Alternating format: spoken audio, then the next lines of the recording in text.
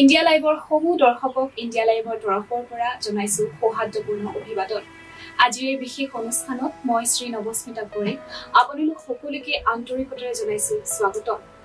আজি আমাৰ মাজত এনে এজন ব্যক্তি উপস্থিত আছে যিজন ব্যক্তিয়ে প্ৰায় ৬২ বছৰ ধৰি বহুত কঢ়িয়াই ফুৰিছে ভাৰতৰ ইতিহাসৰ ঐতিহাসিক অধ্যায়ৰ বহুতো যুগুত কথা কিংবা অভিজ্ঞতা। আমি সকলোৱে দালাই লামাক চিনি পাওঁ। শান্তি আৰু পবিত্ৰতাৰ প্ৰতীক দালাই লামা, তিব্বতৰ জনগণৰ বাবে এক জীৱন্ত ভগৱান দালাই লামা। সেই দালাই লামাই যেতিয়া ১৯৫৯ চনত ভাৰতত ৰাজনৈতিক আশ্ৰয় বিচাৰি চীনৰ মৈমতালিৰ পৰা নিজকে হৰুৱাই তিব্বতৰ লাছাৰ পৰা টাৱাং হৈ তেজপুৰ পাইছিলহি, সেই ঘটনাই গোটেই বিশ্বতে তোলপাৰৰ সৃষ্টি কৰিছিল। আৰু সেই ঘটনাই ভাৰত আৰু চীনৰ সম্পৰ্কক এক অন্য পৰ্যায়লৈ লৈ গৈছিল। সেই দালাই লামাৰ যি যাত্ৰা, সেই যাত্ৰা নিশ্চয়কৈ সহজ বা মসৃণ নাছিল, কিন্তু তেওঁ সুকলমে ভাৰতত প্ৰৱেশ কৰিবলৈ সক্ষম হ'ল। সেই পথত কি কি সমস্যাৰ সন্মুখীন হ'ব লগা হৈছিল, কোনে তেওঁক দিন ৰাতি একাকাৰ কৰি নিৰাপত্তা দি এই যাত্ৰা সফল কৰাত সহায় কৰিছিল, সেই সময়ৰ পৰিস্থিতি কেনেকুৱা আছিল, সেই সকলো কথা আমাৰ জানিবলগীয়া আছে। আৰু সেয়া এজন প্ৰত্যক্ষদৰ্শীৰ বাহিৰে আন কোনে জানিব। আমি আজি সকলোবোৰ কথা জানিবলৈ চেষ্টা কৰিম, শুনিম। কাৰণ ১৯৫৯ চনত যেতিয়া দালাই লামাই ভাৰতৰ ভূমিত ভৰি দিছিল, তেতিয়া তেওঁক যিটো আছাম ৰাইফলৰ সেনা দলে এস্কৰ্ট দি আনিছিল বা পহৰা দিছিল বা নিৰাপত্তাৰ সমস্ত দায়িত্ব মূৰ পাতি লৈছিল, সেই সেনা দলৰ এজন ব্যক্তি, এজন জীৱন্ত প্ৰত্যক্ষদৰ্শী আজি আমাৰ অনুষ্ঠানৰ বিশেষ অতিথি। আজি আমাৰ মাজত উপস্থিত আছে শোণিতপুৰ জিলাৰ চাৰিদুৱাৰ ৰাজহ চক্ৰৰ অন্তৰ্গত উদমাৰী গাঁৱৰ শ্ৰী নৰেন চন্দ্ৰ দাস। আমি আপোনাক স্বাগতম জনাইছো। যিজন বৌদ্ধ ভিক্ষুক আজি গোটেই বিশ্বই চিনি পায়, যিজন বৌদ্ধ ভিক্ষুক আজি পবিত্ৰতা আৰু শান্তিৰ প্ৰতীক হিচাপে বিশ্বই চিনাকি দিয়ে, যিজনে শান্তিৰ নোবেল বঁটা জয় কৰিছে, সেই ব্যক্তিজনক বহু সংখ্যক লোকে জীৱন্ত ভগৱান হিচাপে পূজা অৰ্চনা কৰে, শ্ৰদ্ধা কৰে, সন্মান কৰে, যিজনে নিজৰ পবিত্ৰ বাণীৰে গোটেই বিশ্বতে শান্তিৰ এক বাৰ্তা প্ৰেৰণ কৰি আহিছে, সেই ব্যক্তিজনৰ আপুনি সান্নিধ্য লাভ কৰিছে। আৰু আজি আমি সৌভাগ্যৱান যে আমি আপোনাৰ সৈতে দালাই লামাৰ বিষয়ে, সেই ঐতিহাসিক ঘটনাৰ বিষয়ে বিভিন্ন কথা জানিবলৈ আগবাঢ়িছো। আপুনি আমাক জনাওকচোন, সেই ১৯৫৯ চনত যেতিয়া দালাই লামা আহিছিল, আপোনালোকক ওপৰৰ কৰ্তৃপক্ষই কি বুলি নিৰ্দেশ দিছিল? মই তাতে আছিলো, আগৰ কথাখিনি নকওঁ আৰু। আচ্ছা, মই আছিলো লুমলাত, আমাৰ 14 প্লাটুনৰ এক্সেপশ্যন। তাৰপিছত আছে 9 প্লাটুন আছিলে আগত চুথাংমু, যিটো টিবেটৰ পৰা আহি যি বৰ্ডাৰ ফাৰ্ষ্ট ইণ্ডিয়াত আৰম্ভ কৰিব, তেতিয়া তাত আছে 9 প্লাটুন। তাৰ নাম হয় জেগাটোৰ নাম, যিটো ইণ্ডিয়া গেট, খানজমানে নাম শুনিছে খানজমানে। সেই খানজমানে ৰাস্তাইদি দালাই লামা প্ৰৱেশ হৈছে ইণ্ডিয়াত। কিন্তু 2 নে 3 দিন তাত হল্ডিং হৈ আছে। জৱাহৰলাল নেহৰু প্ৰধানমন্ত্ৰী আছিলে, তাৰমানে অৰ্ডাৰ দিয়া নাছিলে। যেতিয়া অৰ্ডাৰ পাইছে 9 প্লাটুনে গাৰ্ড দি আমাক মাতি পঠিয়ালে। আমি আধা ৰাস্তাত মানে আমি হেণ্ডঅভাৰ টেকিং কৰোঁ, কাৰণ এক পাৰ্টিটো নোৱাৰে, একদম আপ ডাউন পাহাৰ, এই ঘোঁৰাৰ ওপৰত ইমান ফৌজ পিছফালে টিবেটৰ জোৱান। তাৰপিছত আমি তাত হেণ্ডঅভাৰ কৰি চকী বুলি কোৱা জেগা, সিহঁতে তাত ফ্লাট হৈ পৰি গৈছে। আমি গাৰ্ড দিবলৈ মানে চালামি দিলোঁ। গাৰ্ড আইবি সাধাৰণ জুপুৰি ঘৰ। আমাৰ পৰা গৈছিলে এটা চুকদাৰ চৌহান সিং, চুংচেৰ আৰু APO ছাৰ ৱাঙৰ পৰা। কিন্তু বহুত আগত, 2 দিনৰ আগত ভূটান বৰ্ডাৰ কিনাৰত জমলা বুলি কোৱা যায়। তাৰপিছত আমি ৰাতভৰ ৰাখিলোঁ। সিহঁতেতো একদম ফ্লাট হৈ পৰি গৈছে, জনে আৰাম কৰ, খানা খা, আমি ডিউটি কৰিম। আমাৰ কামাণ্ডাৰ আছিলে এজন দেৱু সিং গ্ৰুপ নাইক, আমি চিপাহী আছিলোঁ 8জন, আগত 4জন, পিছত 4জন। বন্ধু কান্ধত, গুলি বাৰুদ পুৰা। তাৰ ফৌজ বেকত, আমি ওচৰত আহিব দিয়া নাই। যেতিয়া হিন্দুস্তানে কি কয় আমি ল'লোঁ, হেণ্ডঅভাৰ কৰিলোঁ, তেতিয়া মানে টিবেটৰ দালাই লামাৰ ফৌজ পিছফালে গৈছে। তাত ওচৰত আহিব নাই, কোনো পাব্লিক নাই। আপোনালোকে তেতিয়া দালাই লামাক চিনি পাইছিল? চিনি পাইছোঁ, চুলি নাই, ৰঙা ড্ৰেছটো। মই কৰিলোঁ আগত 4জন, 20জন, 5জন পিছত কামাণ্ডাৰজনে, আৰু বাকী APO চাহাব আৰু আপোনাৰ দলাই লামা চৰ্দাৰ চাহাব ঘৰৰ ওপৰত এনেকুৱা আপ ডাউন ৰাস্তা আপতো দৌৰিব লগাত পৰি গৈছে জাগাত। আপোনালোকে তেওঁলোকৰ যি যাত্ৰা আছিল, তেওঁলোকৰ যিটো দল আছিল, সেই দলটোক এস্কৰ্ট কৰি আপোনালোকে টাউনলৈ লৈ আহিছে। আমি এইখিনিৰ কোনো মতলব নাই। আমাৰ ইণ্ডিয়া ফৌজত হাতত আহি গ'ল চুথাংমুখ কৰি CTM চুথাংমুখৰ পৰা যেতিয়া ইণ্ডিয়াত প্ৰৱেশ কৰে তেতিয়া মানে চাইনাৰ চিপাহী কি কয় টিবেটৰ ইণ্ডিয়াৰ চিপাহীয়ে আমাৰ 9 কভাৰ কৰিব। তাৰপিছত আহিলোঁ মই টুৱাঙৰ চিপাহীটো ৰেডি আছে আহিবি 20-25 জন মান গৈছে। সিহঁতক হেণ্ডঅভাৰ কৰিলে আমাৰ কামাণ্ডাৰজনে যিজন নায়ক আছিলে আমাৰ যা তহঁতে শুই থাক খানা খাই দিয়ে। তাৰপৰা এই টুৱাঙৰ চিপাহীজন ভাত চাত খাই আইবিত আহি তহঁতে আমাৰ ভিতৰত সোমাই গ'ল কোনো কথা পাতিব নোৱাৰে। তাৰপিছত আৰু আমিতো থাকিলোঁ পিছদিনাখন ৰাতিপুৱা কমচে কম 4টা, 4:30, 5টাৰ ভিতৰত টুৱাঙৰ টুৱাঙৰ পৰা 2 দিন লাগে খোজকাঢ়ি। তেতিয়া আপোনালোক আছিল টুৱাঙত নাই, লুমলাত আছিল। লুমলাতে আমি এইটো জাগা এৰিব দিয়া নাই। আমি টুৱাঙত লুমলাত থকা মানুহ লুমলাতে আছোঁ। আমি চিফ শক্তিৰ পৰা আনিব গৈছোঁ। আমি আকৌ টুৱাঙৰ পৰা যিখিনি চিপাহী গৈছিলে সিহঁতে হেণ্ডঅভাৰ কৰোঁ। তেওঁলোকক আপুনি গতাই দিলে? গতাই আপোনালোকৰ দলটোৱে আমাৰ দলটোৱে সিহঁতক গতাই আমি গৈ কেম্পত গৈ আৰাম কৰোঁ। সেই সময়খিনি যেতিয়া আপুনি দালাই লামাৰ সৈতে আহিছিল বা তেওঁক এস্কৰ্ট দি আনিছিল তেতিয়া কিবা কথা পাতিবলৈ সুযোগ পাইছিল? কথা পাতিবলৈ সুযোগ নিদিয়ে, নিজেই মানে নোৱাৰে কথা নোৱাৰে। সেই সময়ত আপোনালোকৰ মাত্ৰ আমাৰ APO চাহাবে কথা পাতিছে ইংৰাজীতে পাতে। চৰ্দাৰ চাহাবটো নাজানে ইংৰাজী, আমিতো নাজানোৱে বাৰু। আপোনালোকৰ কিবা শংকা হৈছিল নেকি, ভয় লাগিছিল নেকি যেতিয়া নিৰ্দেশ আহিছিল? ভয় একদম নাই, ভয় নাই। পিছফালে আছিল চিপাহী আচল সন্মুখত CTM বুলি কয় চুথামুখত নম্বৰ 9 প্লাটুন আছিল গাৰ্ড একদম টিবেট আৰু ইণ্ডিয়াৰ বৰ্ডাৰ। এতিয়া চাইনা বৰ্ডাৰ হৈ থাকিলে টিবেট যেতিয়া লৈ ল'লে চাইনা বৰ্ডাৰ। তাৰপিছত টুৱাঙৰ চিপাহীয়ে লুমলাৰ পৰা টুৱাঙলৈ আনিলে। টুৱাঙৰ আধাখিনি আনি ধিৰাঙলৈকে আনিলে। ধিৰাঙৰ পৰা আকৌ বমডিলাৰ চিপাহীয়ে জাগা কোম্পানী আছিলতো বদলি। তাৰপিছত বমডিলাৰ চিপাহীয়ে ডাইৰেক্ট ক'ত আনিছে আমি ক'ব না, আমিতো নিজ পইচা এৰি দিয়া নাই, তাত থাকিবই লাগিব, বদলি হৈ গ'ল। ঠিক আছে। সেইখিনি সময়ত আপোনালোকে দালাই লামাক দেখিছিল, সেই সময়ত দালাই লামাৰ মানে মুখৰ অভিব্যক্তি কেনেকুৱা আছিল বা তেওঁ ভীতিগ্ৰস্ত হৈছিল নেকি, ভয় খাইছিল নেকি? দলাই লামাই তেতিয়াও ফূৰ্তি আছিল, ধৰি লওক যেনেকৈ আমি কথা পাতোঁ তাৰ একো ভয় ভাৱ নাই। যেনে মানুহ তেনে তেতিয়া যিটো চেহেৰা দেখিছিল এতিয়াও সেইটোৱে আছে। আমাক তেখেতে জনালে যে সেই সময়ত তেওঁ লুমলাত আছিল আৰু যেতিয়া ওপৰৰ পৰা নিৰ্দেশ আহিছিল যে দালাই লামাক এস্কৰ্ট দি আনিব লাগে তেখেতে শক্তিলৈ গৈছিল আৰু তেওঁলোকৰ দলে শক্তিৰ পৰা দালাই লামাৰ দলটোক লুমলালে আনি অৱস্থান গ্ৰহণ কৰাইছিল আৰু টাৱাঙৰ সেনাদলে গৈ পেলাই লুমলাৰ পৰা আকৌ দালাই লামাক টাৱাঙলৈকে লৈ আহিছিল। শক্তিৰ পৰা লুমলালৈকে 2 দিনৰ ৰাস্তা আছিল, কিন্তু সেই 2 দিনীয়া ৰাস্তা আপোনালোকে এদিনতে সম্ভৱ কৰিছিল। লুমলাৰ পৰা আপোনাৰ গেছপুৰ বুলি কোৱা জেগা আছে, গেছপুৰ এদিন হল্ডিং, গেছপুৰ পৰা শক্তি 2 দিন। আহোঁতে শক্তিটো লুমলা ডাইৰেক্ট গেছপুৰ পাতি ঘূৰাত আহিছিল। ঘূৰাত আমিতো আৰু ক'ত ঘূৰাই, আপোনালোকে ঘূৰাই এস্কৰ্ট দিলে, সেই ঘটনা ঘটি গ'ল।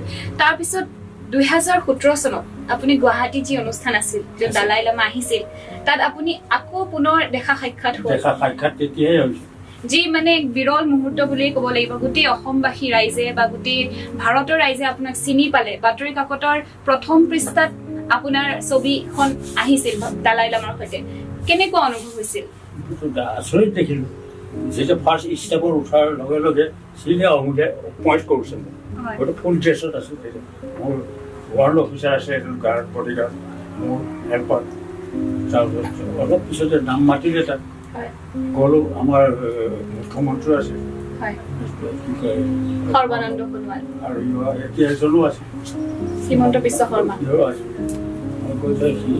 সাপতি ধৰিছে মইতো অসম্ভৱ লাগিল ইয়াতে মই পুৰা হৈ গ'লো হয় চেহেৰা যেনেকৈ আছিল তেনেকুৱাই দেখিছোঁ ভাবিছিল নে 59 বছৰ পিছত পুনৰ দালাই লামাক লগ পাব নাই মই ভাবত মোক 4-5 দিন ইণ্টাৰভিউ ল'ল আৰ্মিত হয় আপুনি দিল্লীত যাব লাগিব কিজানি তাৰ পৰা ইফালে সিফালে পঞ্চায়তৰ সভাপতিয়ে মোক খবৰ দিল আহিল মানুহ তাৰ গাড়ী আহি গ'ল ইয়াত নিবলৈ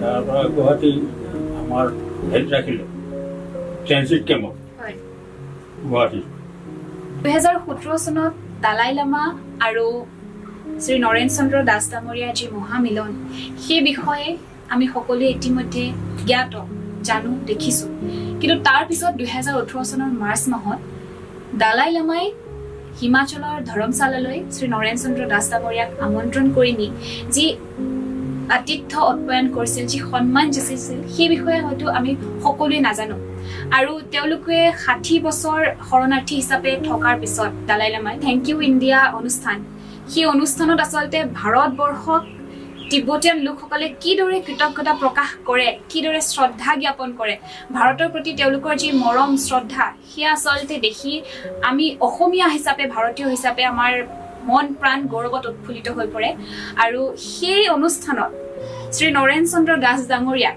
মুখ্য অতিথি হিচাপে তেওঁলোকে আমন্ত্ৰণ জনাইছিল আৰু যথেষ্ট আতিথ্য আপ্যায়নে আপোনাক সন্মান যাচিছিল সেই বিষয়ে আপুনি অকণমান কওক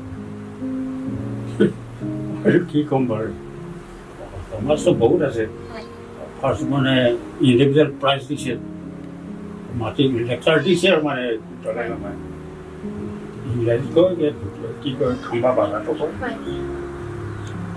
সেই অনুষ্ঠানত আপোনাক যেতিয়া সম্বৰ্ধনা জনাইছিল তেতিয়া কিবা কৈছিল নেকি আপোনাক মোক কোৱা নাই কৈছে মানে এটা সুকীয়া কথা মইতো বুজি পোৱা নাই কিন্তু মই কিন্তু লেকচাৰ দিয়া নাই বহি আছো আছে ৰূপাৰ যিজন আছে ৰূপাৰ যেন বহিছিল সেই অসমীয়া কথা কৈছে মোৰ ঘৰটো পাই হয় ৰূপাৰ তাৰপৰা বাকী লগত কথা পতা নাই কিন্তু ফটো উঠাব দিয়ে কেমেৰা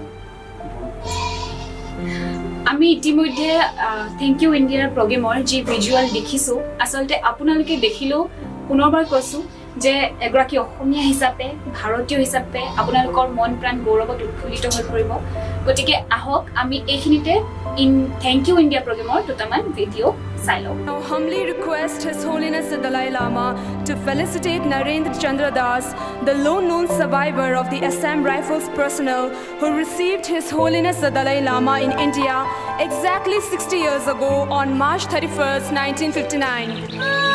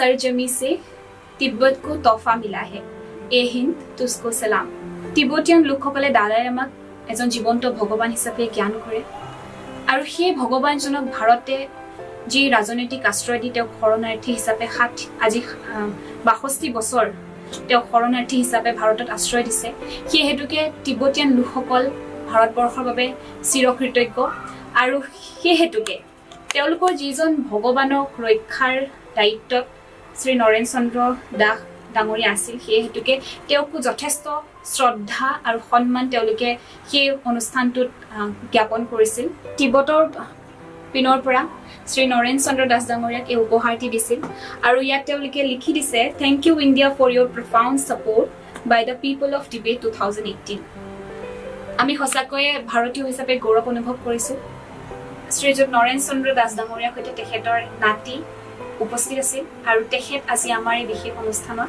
তেওঁ আজি উপস্থিত আছে আমি শ্ৰীযুত অংকুৰ দাসক আজি অনুষ্ঠানলৈ স্বাগত জনাইছোঁ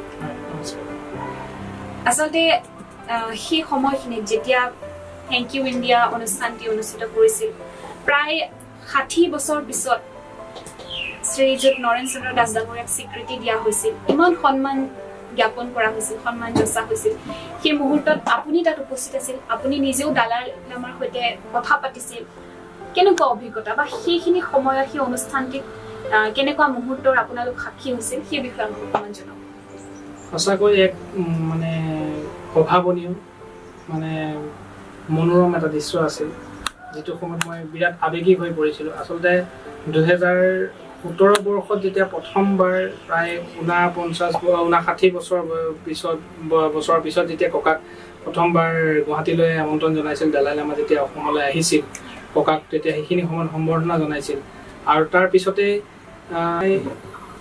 59 বছৰৰ পিছত যেতিয়া ককাক গুৱাহাটীত আমন্ত্ৰণ জনাইছিল তেখেতক সম্বৰ্ধনা জনাবলৈ বা এটা বিৰল মুহূৰ্ত আছিল যে দালাই লামা অসমলৈ আহিছিল ককাক লগ কৰিছিল আৰু তাৰ পিছতে প্ৰায় এটা বছৰ সম্পূৰ্ণ নহওঁতে ককাক মানে হিমাচলত য'ত ধাৰমশালাত জগতগুৰু দালাই লামা থাকে সেই তালৈ যাব লাগে বুলি মোলৈ এটা ফোন কল আহিছিল তেখেতৰ তাৰ পৰা আমাক ফোন কৰিছিল ফোন কৰি কথা বতৰা পাতিছিল আৰু ককা মোক আৰু ককাৰ ডাঙৰ নাতি আমাক তিনিটাকে তালৈ আমন্ত্ৰণ জনাইছিল ককাক সেই অনুষ্ঠানটোত বিশিষ্ট অতিথি হিচাপে আৰু সেই সময়ত আমি প্ৰথমতে আমি আগতেতো একো তেনেকুৱা কথা গম পোৱা নাছিলোঁ ইমান দীঘলীয়া বছৰৰ বয়সত আৰু প্ৰথমবাৰ যেতিয়া গম পালোঁ যে তেতিয়া তাত গৈ আমি গম পালোঁ যে 60 বছৰ সম্পূৰ্ণ হৈছে তেখেতসকলে ভাৰতবৰ্ষত আহা আৰু তেখেতসকলে এতিয়াও ভাৰতবৰ্ষত শৰণাৰ্থী হিচাপে আছে গতিকে এই 60 বছৰ সম্পূৰ্ণ হোৱাৰ বাবে তেখেতসকলে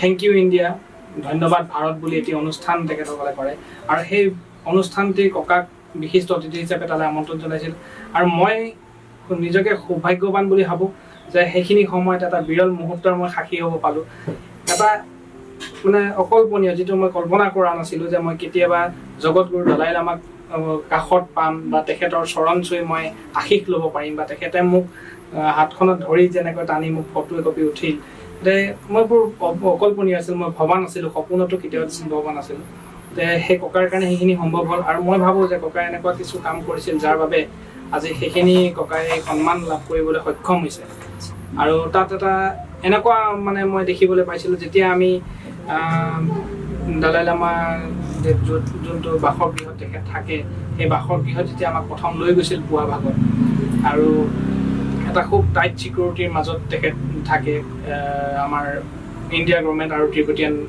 হেৰিৰ মাজত গতিকে তাত যোৱাৰ পিছত আমাক প্ৰথমবাৰ দালাই লামা দেৱক মই তাত লগ পাইছিলোঁ তাৰপিছত যি থেংক ইউ ইণ্ডিয়া অনুষ্ঠান ভাগ য'ত হৈছিল সেই অনুষ্ঠান ভাগ হোৱা যেতিয়া আমি দালাই লামা দেৱক লগ কৰি যেতিয়া সেই অনুষ্ঠানৰ গেটখনৰ মুকলি কৰি দিয়াত য'ত আমি যেতিয়া প্ৰৱেশ কৰিছোঁ ৰঙা দলিচা পাৰি মই মানে সপোনতো ভবা নাছিলোঁ মই নিজকে এনেকুৱা লাগিছিল মানে সেইখিনি সময়ত মানে ককাটো নাৰ্ভাছ ফিল কৰিছিল মই নিজেও নাৰ্ভাছ ফিল কৰিছোঁ ককাৰ হাতত ধৰি মই সেই সময়ত লৈ গৈছিলোঁ ইমান মানুহ হাজাৰ হাজাৰ মানুহ দেশ বিদেশৰ মানুহ তাত আছিল সকলো দালাই লামা দেৱক জগতগুৰু দালাই লামা দেৱৰ ভক্ত তেখেতক ভাল পোৱা লোকসকল তাত আছিল আৰু মই ভবা নাছিলোঁ যে তাত এনেকুৱা বিশিষ্ট অতিথিসকল আহিব তেনেকুৱা এটা হেৰিৰ মাজত যেতিয়া মই ককাক মই লৈ গৈছিলোঁ মাজৰে, আৰু সেইখিনি সময়ত ককাক এবাৰ চুই চাব বিচাৰিছিল যে তেখেতসকলৰ যি জগত গুৰু, তেখেতসকলৰ যি ভগৱান বুলি ভাবে তেখেতে তিব্বতীয়ানসকলে বা বুদ্ধিষ্টসকলে, গতিকে ককাক এবাৰ চুই চাব বিচাৰিছিল যে তেখেতসকলৰ ভগৱানজনক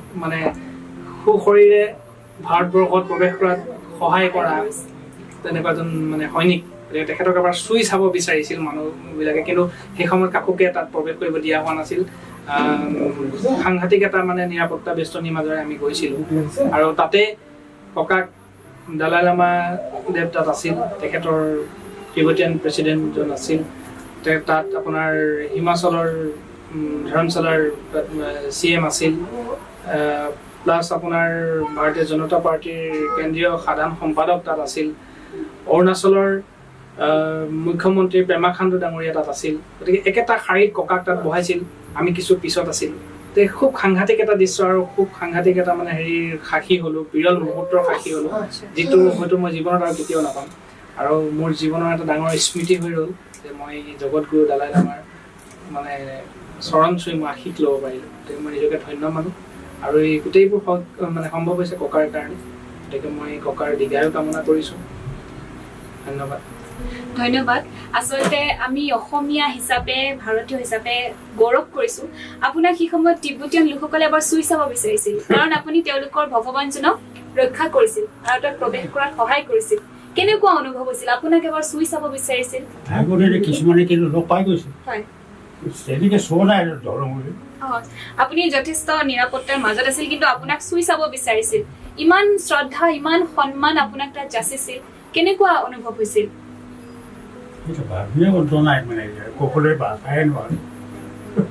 হয়, নিশ্চয়। যথেষ্ট এক বিৰল আৱেগিক মুহূৰ্তৰ সাক্ষী হৈ আহিছে 2018 চনত হিমাচলত, যি ঠাইত নেকি তেওঁলোকে মিনি লাচা বুলিও কয় কিছুমানে, কাৰণ তাতে তেওঁ দালাই লামা শৰণাৰ্থী হিচাপে বসবাস কৰি আহিছে, আৰু সেই ঠাইত আপোনাক ইমান শ্ৰদ্ধা সন্মান জনোৱা হৈছে। সেই হেতুকে আমিও যথেষ্ট সৌভাগ্যৱান। আমিও আচলতে তেখেতৰ নাতিৰ পৰা আৰু কিছুমান কথা জানিবলৈ চেষ্টা কৰিম। প্ৰায় 59টা বছৰ পিছত তেখেতে স্বীকৃতি পালে, কিন্তু সেই মাজৰ যিখিনি সময় তেখেতে কেনেদৰে অতিবাহিত কৰিছিল, বা আন কোনোবাই তেখেতক স্বীকৃতি দিছিল নেকি, বা ইয়াৰ পিছতো তেওঁ ক'ৰবাত তেনেকৈ স্বীকৃতি কোনোবাই প্ৰদান কৰিছিল নেকি, শ্ৰদ্ধা জ্ঞাপন কৰিছিল নেকি, সেই বিষয়ে আমি আৰু অকণমান জানিব বিচাৰিম।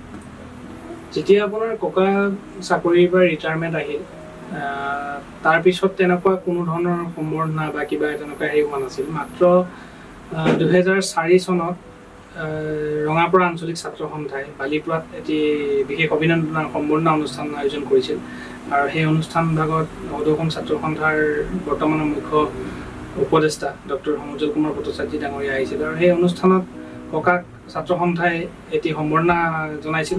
আৰু কাৰণ ককাই জগতগুৰু দালাই লামা দেৱক হেৰি কৰাৰ বিপৰীতে তেখেতৰ দুটা আৰু পৰিচয় আছে, যে তেখেত এই বৃহত্তৰ বালিপুৰা চাইডৰ অঞ্চলৰ প্ৰথমজন বক্সাৰ আছিল আৰু এজন ভাল ফুটবলাৰ আছিল। গতিকে তেখেতক প্ৰথমজন বক্সাৰ আৰু এজন ভাল ফুটবলাৰ হিচাপে তেখেতক সেই সময়ত ৰঙাপৰা আঞ্চলিক ছাত্ৰ সন্থাই সম্বৰ্ধনা জনাইছিল, আৰু তাৰ বাদে তেখেতক কোনো তেনেকুৱা হেৰি জনোৱা নাছিল।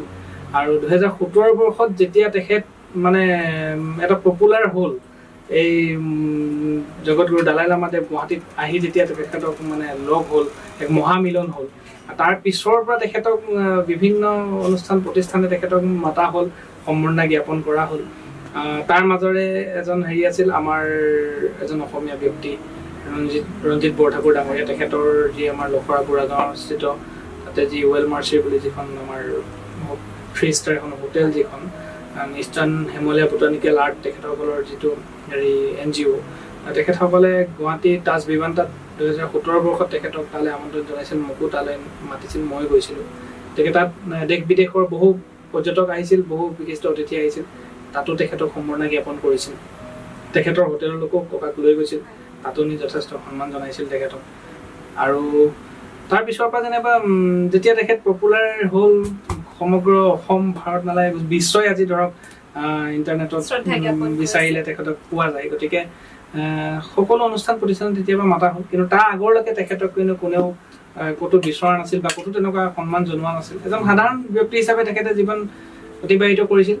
আৰু একমাত্ৰ কিন্তু ছাত্ৰ সন্থাই সেইখিনি সময়ত তেখেতক এটা সন্মান জনাইছিল আৰু 2017 বৰ্ষত যেতিয়া তেখেত এটা বিৰল মুহূৰ্ত হেৰি হ'ল আৰু মহামিলন যেতিয়াৰ পৰা হ'ল জগতগুৰু দলাই লামাৰ লগত তাৰ পিছৰ পৰা কিন্তু তেখেতক বিভিন্ন অনুষ্ঠান প্ৰতিষ্ঠান যিকোনো মানে হেৰি তেখেতক মাতি সন্মান জনোৱা হ'ল আৰু মই এইখিনিতে এটি কথা ক'ব বিচাৰোঁ যে তিব্বতীয়ানসকলে ভাৰতবৰ্ষলৈ আহিছিল 1959 চনত আৰু তেখেতসকলে 17 মাৰ্চত খুব সম্ভৱ আহিছিল আৰু 19 মাৰ্চৰ পৰা তেখেতসকল মানে আহি 31 মাৰ্চত মানে দিল্লী গৈ পাইছিল আৰু সেইকাৰণে তেখেতসকলে যে তেতিয়াৰ পৰা যে তেখেতসকলে প্ৰতি বছৰে ধন্যবাদ ভাৰত বা থেংক ইউ ইণ্ডিয়া বুলি যে অনুষ্ঠানভাগ কৰে সেই কথাষাৰ কিন্তু মই 60 বছৰ সম্পূৰ্ণ হওঁতে তেতিয়াই গম পাওঁ কিন্তু তাৰ আগলৈকে আমি গম পোৱা নাছিলোঁ কিন্তু তিব্বতীয়ানসকল কিমান মানে কেনেকুৱা ধৰণৰ মানুহ বুলি ক'ম যে সঁচাকৈ যেন হৃদয়বান খুব মানে অতিথি পৰায়ণ খুব মানে আমাৰ যেনে অসমীয়া লোক যেনে ধৰণে আমি তেনেকুৱা ব্যক্তি তেখেতসকল মানে ভাৰতে তেখেতসকলক যে আশ্ৰয় দিলে স্থান দিলে গতিকে তেখেতসকলে ভাৰতক ইমান সুন্দৰভাৱে হেৰি কৰে তাত যিবোৰ তেখেতসকলৰ কালচাৰ আমাক দেখুৱালে তাত যিবোৰ তেখেতসকলে ভাৰতবৰ্ষক লৈ যিবোৰ গীত পৰিৱেশন কৰিলে নৃত্য এইবোৰ সঁচাকৈ মানে অতুলনীয় আৰু ধন্যবাদ দিব লাগিব তেখেতসকলক এইখিনিকে ক'লোঁ ধন্যবাদ যিজন বিশ্বগুৰু দালাই লামাক তিব্বতীয়ান লোকসকলে বা বৌদ্ধিষ্টসকলে ভগৱান হিচাপে জ্ঞান কৰে সেই ভগৱান হিচাপে জ্ঞান কৰা মানুহজনক ভাৰতত যেতিয়া আশ্ৰয় বিচাৰি আহিছিল তেতিয়া নৰেন চন্দ্ৰ দাস ডাঙৰীয়াই যিহেতু ৰক্ষাৰ দায়িত্বত আছিল সেয়েহে তেওঁকো যথেষ্ট সন্মান কৰিছে আৰু আজি ভাৰতবৰ্ষই তেওঁক চিনি পায় আজি তিব্বতীয়ানবাসীয়ে তেখেতক চিনি পায় সেই হেতুকে আচলতে আমাৰ দৰ্শক আপোনাৰ জীৱনৰ বিষয়ে জীৱন পৰিক্ৰমাৰ বিষয়ে জানিবলৈ যথেষ্ট ইচ্ছুক গতিকে সেয়েহে আমি প্ৰথমতে আপোনাৰ শৈশৱৰ বিষয়ে কিছু কথা জানিব বিচাৰিম বা আপুনি আসাম ৰাইফলত কেনেকৈ ভৰ্তি হৈছিল কিমান চনত ভৰ্তি হৈছিল সেই বিষয়ে আমাক কওক মই তেতিয়া 1957ত মোৰ দেউতা যেতিয়া ঢুকাল মোৰ পঢ়াৰ অলপ দিগদাৰ হৈ গ'ল তাৰপাছত তাত ভৰ্তি খুলিলোঁ গোৰাত 5 আসাম ৰাইফলছত তাত যোৱা মাত্ৰ ফাৰ্ষ্টৰ দিনাই ভৰ্তি হৈ গ'ল তাত ল'ব খোজা নাছিলে মই চাপৰ আছিলোঁ তেতিয়া মোৰ বয়স আছিলে 17 বছৰ 1 বছৰৰ পিছত আহিবা বুলি কৈছে আৰু এজনে ক'লে অফিচাৰ এজনে ইয়াক ভৰ্তি কৰিবই লাগিব ভাল ল'লে আৰু 3 বছৰ চাকৰি কৰি 18 মাহ ট্ৰেইনিং হাতীয়াৰ ট্ৰেইনিং অপেন ট্ৰেইনিং এইটো পাছ কৰি কচমপ্লিট হোৱাৰ পিছত আমি 22 প্লাছ মানে জেগাত পষ্টিং হৈ গ'ল তেতিয়া মই টুৱাং পালোগৈ কৰিলে বা চাকৰিৰ পৰা কেতিয়া অৱসৰ গ্ৰহণ কৰিলে চাকৰি মই 25 বছৰ 6 মাহ 18 দিন মই যোৰহাটৰ পৰা অৱসৰ লৈছোঁ কাৰণ ল'ৰা ছোৱালী সৰু সৰু কিমান চনত 82 চনত 82 চনত 1982 চনত ৰিটায়াৰমেণ্ট আজি কিমান বছৰ মই পেঞ্চন ওলাওঁতে মোৰ দৰমহা আছিলে পেঞ্চন 230 টকা 230 টকা ল'বলৈ তেজপুৰলৈ চাইকেল মাৰি গৈছোঁ জোৱানী অৱস্থা আৰু মোৰ চাকৰি আছিলে মই 1 ষ্টাৰ লাগিবলৈ ৰেডি আছিলোঁ মই গ্ৰেড 1 হলদাৰ 5 বাটালিয়নৰ হলদাৰ মেজৰ যোৰহাট ৰৰৈয়াত মই ভলণ্টিয়াৰ আহি গ'লোঁ এজন ব্ৰিগেডিয়াৰ আছিলে নৰজিত সিং ब्रिगेडियर तुम क्यों जाना है अभी तगड़ा जुआना है तुम्हारा नौकरी बहुत है अभी नहीं साहब हम घर नहीं चलते आप सिर्फ हमारा एप्लीकेशन में रिकमेंडेशन कर दीजिए मैं जाना है সেই সময়ৰ আপোনাৰ খেলা ধূলাৰ সময়ত কিবা ৰোমাঞ্চকৰ অভিজ্ঞতা আছে নেকি যেন হল আছে একদম চাৰিওফালে ৰিং ৰাতি নাইটত আমাৰ মোৰ আছে 6 সেকশন 6 সেকশনৰ পৰা নম্বৰ 6 সেকশনৰ মুকেশ ৰেখো মোৰ হাতকেইটা ছুটি কিন্তু আগত এইডাল এতিয়া চামৰা দেখুৱালে ভয় খাই আৰু ভৰিও তাৰপৰা সেইটো মাৰাঠা আছিলে মাৰাঠী যিজন আছিলে মোৰ লগত ৱেটত মিলি গৈছে হাতকেইটা দীঘল লম্বা প্ৰতিদ্বন্দ্বীজন মাৰাঠী আছে মই হাতটো নাপাইগৈ তাৰ হাতটো পহিলে আহি পায় ছেকেণ্ড ৰাউণ্ডলৈকে মই হাৰি আছোঁ মোৰ যেতিয়া কামাণ্ডাৰ আছিলে কে পাণ্ডে আমাৰ ছেকশ্যন কমাণ্ডাৰ সি ট্ৰেইনিং দিয়া देखो 10 नंबर तुम्हारा रिजल्ट खराब करूंगा, तुम हार गया, तुमको हम सिलेक्ट करके भेजा है नंबर 6 सेक्शन।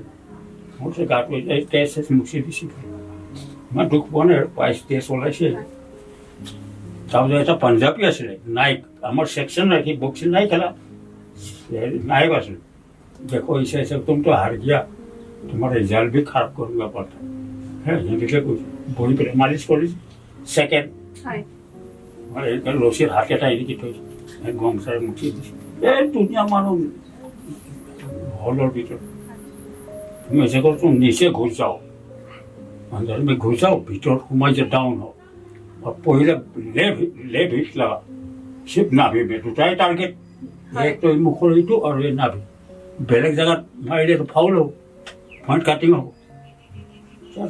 एक के बॉक्स माने पेटो जिटा माने ওই রশি তিন হাত কেটা করল এই মুখখন তো খালি হয়ে গেল এইটা ডাইনা হাতে দিছটা এক দুইটা গিরি গল মাটি রেফারি গন্তি করছে 18 লোকে গন্তি করল 1 2 3 4 8 9 উঠিলে উইনার্স নম্বৰ 10 একোৱা এটা বক্সিং দিলে শেষত যে তেওঁ 18 লৈকে মাতুতেও উঠিব নোৱাৰিলে এবাৰ আকৌ অভাৰ কৰিছিলে হালা হৈ গৈছে হয় এইটো লোকে গন্তি কি এইটো কিয় পৰা 11 কাৰ্ড 10 কাৰ্ড